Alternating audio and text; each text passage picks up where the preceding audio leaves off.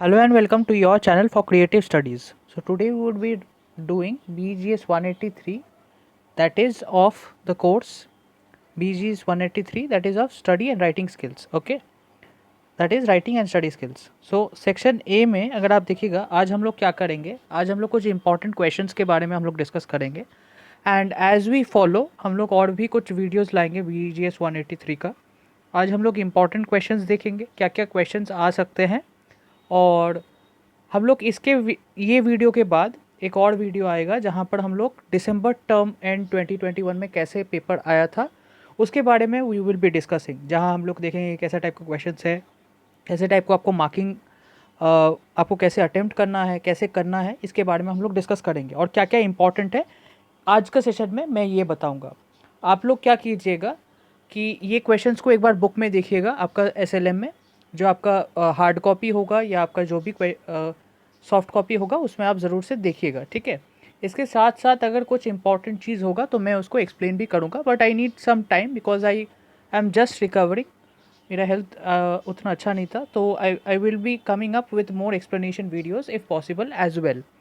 सो आज हम लोग देखेंगे कुछ क्वेश्चंस, और पहले एक चीज़ बता देते हैं, टर्म एंड का पेपर आपका ये 50 मार्क्स का कोड होगा, क्योंकि दिसंबर 2021 का जो फर्स्ट सेशन था जो आपका मार्च में एग्ज़ाम हुआ था उसमें आपका 50 मार्क्स का कोड आपका एग्ज़ाम था, ठीक है. तो इस वीडियो के बाद वो वाला पेपर मैं अपलोड कर दूंगा एनालिसिस, ओके. एंड वो आपका 4 क्रेडिट का है ये जो आपका कोर्स है, तो इसीलिए ये इम्पॉर्टेंट है कि आप 2 आवर्स में ये पेपर को अटेम्प्ट करें, ठीक है. तो let's see today's important questions क्या है. तो write short notes on the following, ठीक है. ये 5 मार्क्स करके क्वेश्चन है. How are new words formed through affixation and compounding, give examples of both. अब इस चीज़ के बारे में मैं थोड़ा सा ओवरव्यू दे देता हूँ, आपके बुक में भी है. अफिक्सेशन एंड कंपाउंडिंग क्या होता है, ये आपका अगर आप देखोगे तो वर्ड को कैसे करके फॉर्म करते हैं, ठीक है, ये कैसे करके ऐड करते हैं, ठीक है, तो उसको अफिक्सेशन एंड कंपाउंडिंग बोला जाता है, ठीक है. आप एक बार अफिक्सेशन और कंपाउंडिंग के बारे में सर्च कीजिएगा. अगर आपको कोई आंसर नहीं मिलता है तो आप कमेंट कीजिएगा, बट मैं रेडीमेड अभी आंसर प्रिपेयर नहीं कर रहा हूँ क्योंकि ये जस्ट एक इंपॉर्टेंट क्वेश्चंस का लिस्ट है, ठीक है. मैं कुछ आप लोगों को वेल बिफोर एग्जाम में कुछ क्वेश्चंस में डिस्कस कर रहा हूँ. If possible I will come up with some explanation videos as well, but exams के लिए ये क्वेश्चंस बहुत इंपॉर्टेंट है, ठीक है. तो एफिक्सेशन और कंपाउंडिंग क्या है इसके बारे में आपको बताना है और दोनों में एग्जाम्पल्स देना है, ठीक है. इसके साथ साथ आपको क्या देखना है, मैं हर एक क्वेश्चन के साथ साथ मैं और एक क्वेश्चन में भी बताऊंगा. आप लोगों को पता होगा कि होमोफोन, होमोनिम और होमोग्राफ क्या है, उसको आप फिर से देखिएगा, ठीक है. आपके बुक में क्या क्या एग्जाम्पल्स है उसको भी आपको देखना है. होमोफोन, होमोनिम और होमोग्राफ ये सब क्या है, ठीक है, ये चीज़ आपको देखना है, क्योंकि मैं आज क्वेश्चंस इंपॉर्टेंट क्वेश्चंस के बारे में ही डिस्कस कर रहा हूँ. जब मैं इंपॉर्टेंट क्वेश्चंस के बारे में डिस्कस करूँगा तब मैं एक्सप्लेनेशन वीडियोस का अगर आप कमेंट करोगे तो उससे कुछ नहीं होगा, क्योंकि मैं कुछ क्वेश्चंस के बारे में मैं खोज रहा हूँ. पहले मेरा एक सीरियली ऑर्डर होता है वीडियोज़ बनाने का. पहले मैं क्वेश्चंस में डिस्कस करता हूँ इंपॉर्टेंट क्वेश्चंस में, और फिर मैं कोर्स मटेरियल में जाता हूँ कि कौन सा इंपॉर्टेंट है, क्या एक्सप्लेन करना है, वो चीज़ मैं देखता हूँ, ठीक है. तो if possible you all see these things because these are very important questions and the questions will be coming like this only, okay. फिर है describe the various steps involved in the process approach to writing. तो process approach to writing क्या क्या involved है, ये आपका बहुत important question है कि process approach to writing क्या क्या करना है, ये आपको बताना है, ठीक है. फिर है explain with suitable examples how diagrams can be used to organize notes, ठीक है. तो आप अगर देखोगे तो यहाँ पर अगर क्वेश्चन दिखेगा प्रोसेस अप्रोच टू राइटिंग, फिर यहाँ पर अगर थर्ड क्वेश्चन दिखेगा how diagrams can be use to organise notes, ये आपका स्टडी स्किल्स के ऊपर में है, ठीक है, कैसे करके आप अपना स्टडी को बेहतर कर सकते हैं. तो अगर आप देखिएगा राइटिंग को कैसे करके आप अगर क्या क्या स्टेप्स आप यूज़ कर सकते हैं ताकि आपका राइटिंग बेटर हो, ठीक है, इसके बारे में आपको बताना है 2 क्वेश्चन में. फिर 3 क्वेश्चन में क्या पूछा गया है, explain with suitable examples how diagrams can be used to organise notes.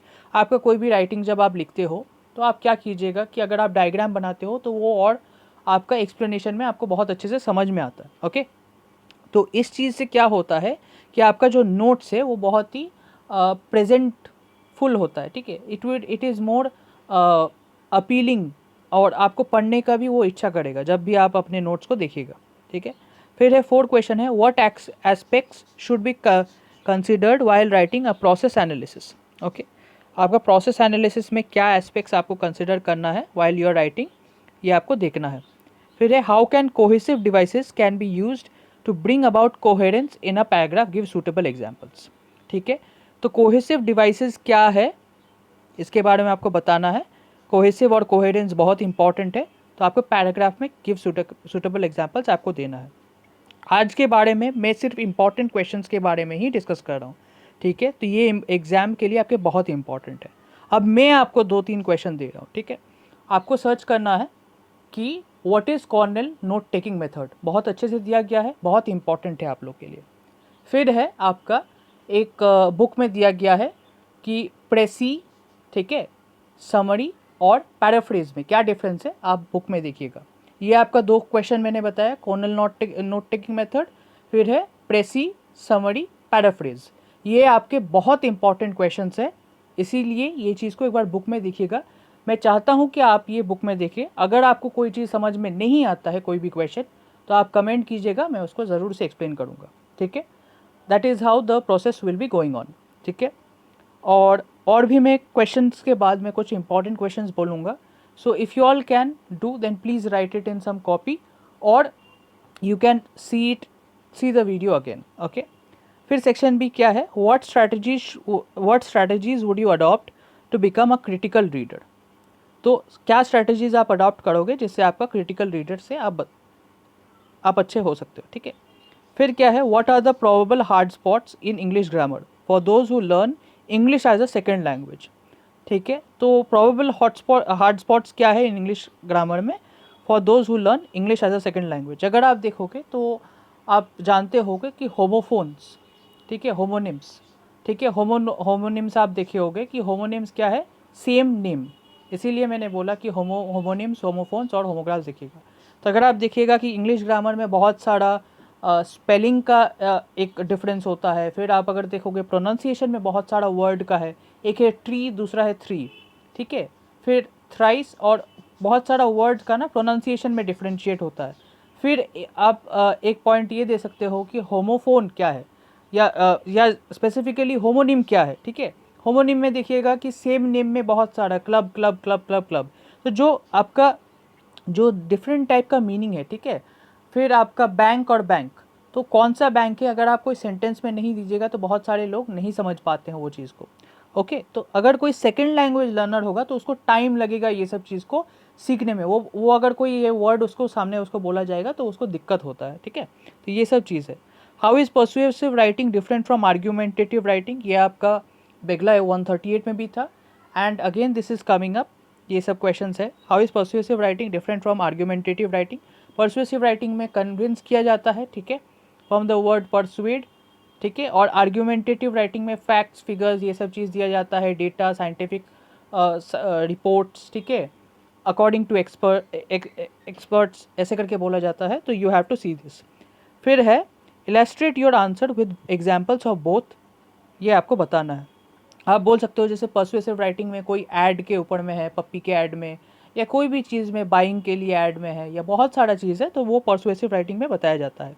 फिर है आर्ग्यूमेंटेटिव राइटिंग क्या है, आर्ग्यूमेंटेटिव राइटिंग में अगर कोई आर्टिकल हुआ या कोई भी चीज़ में, जैसे अगर आप देखिएगा डेटॉल सोप में आपका एक दिया जाता है। ठीक है, कि डेटॉल सोप, फिर कोलगेट का ऐड में अगर आप देखिएगा तो डेंटिस्ट का सुझाया हुआ number 1 brand. Okay, so something like that.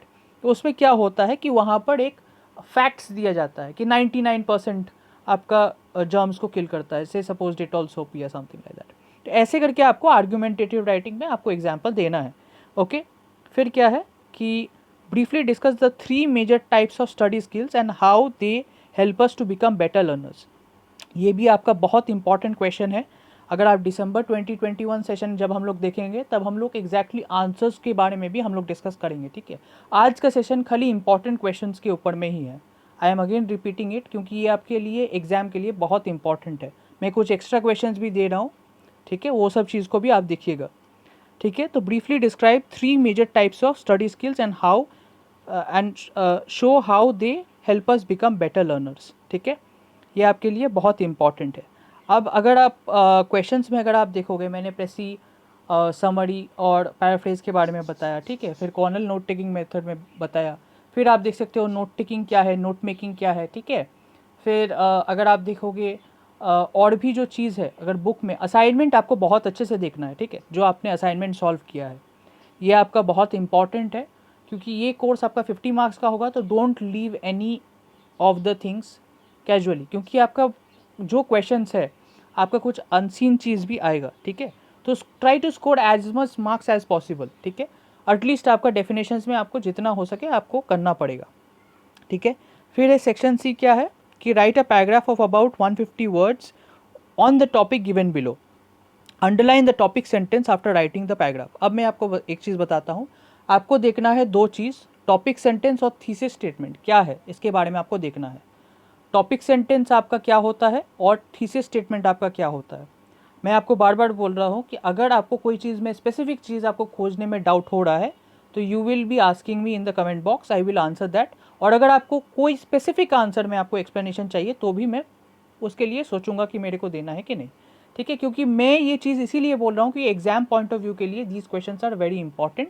You all see through the book, अगर कोई चीज़ नहीं समझ आ रहा है तो I will come up with more videos, ठीक है। This is just the first video of what is the important questions for your BGS 183 exam, okay. तो टॉपिक सेंटेंस और आपका क्या है थीसिस स्टेटमेंट, ये सब क्या है इसके बारे में आपको देखना है। अब यहाँ पर हम लोग आते हैं, write a paragraph of about 150 words on the topic given below, underline the topic sentence after writing the paragraph.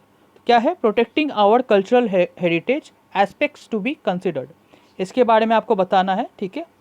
150 words में आपको प्रोटेक्टिंग आवर कल्चरल हेरिटेज के बारे में आपको बताना है, ठीक है, कि कल्चरल हेरिटेज कैसा इंपॉर्टेंट है, कैसे करके आपको देखना है, ठीक है। फिर है number 2, write a well developed composition on the topic given below, importance of providing skills training to students in Indian higher education, इसमें किसके बारे में आपको बताना है, ठीक है।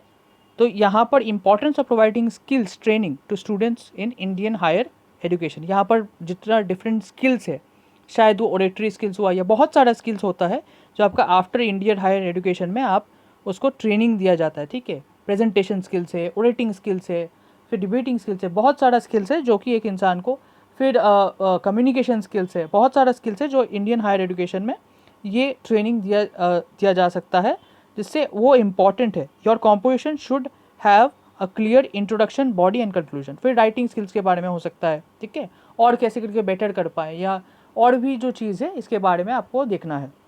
तो ये था आज का वीडियो। मैंने आज ये चीज़ के बारे में मैंने आपको बताया, इसके साथ साथ मैं आपको कुछ और टॉपिक्स में बता रहा हूँ, क्योंकि एज एंड व्हेन अगर आप देखिएगा तो मैं कुछ और क्वेश्चन ऐड कर रहा हूँ इस चीज़ में। तो आपको क्या करना है, आपको कुछ चीज़ देखना है।